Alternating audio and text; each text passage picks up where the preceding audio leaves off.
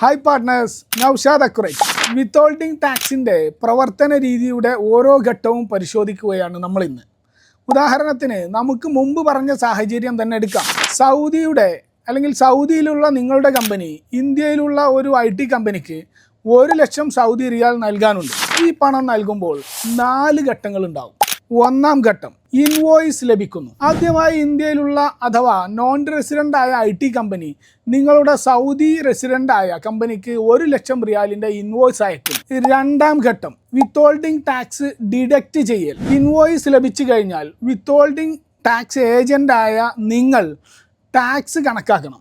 IT സേവനങ്ങൾക്ക് 5% ആണ് നികുതിയെങ്കിൽ 1 ലക്ഷത്തിൻ്റെ 5%, അതായത് 5000 റിയാൽ നിങ്ങൾ ടാക്സായി ഡിഡക്റ്റ് ചെയ്യണം. മൂന്നാം ഘട്ടം, ബാക്കി തുക നൽകലാണ്. അതായത് പിടിച്ചു വെച്ച 5000 റിയാൽ കഴിച്ചുള്ള ബാക്കി തുക 95,000 റിയാൽ നിങ്ങൾ ഇന്ത്യയിലുള്ള IT കമ്പനിക്ക് നൽകലാണ്. നികുതി അഥവാ നിങ്ങൾ പിടിച്ചു വെച്ച 5000 റിയാൽ ടാക്സ് അതോറിറ്റിയായ സാഡ്കയിലേക്ക് അടക്കലാണ് നാലാമത്തെ ഘട്ടം.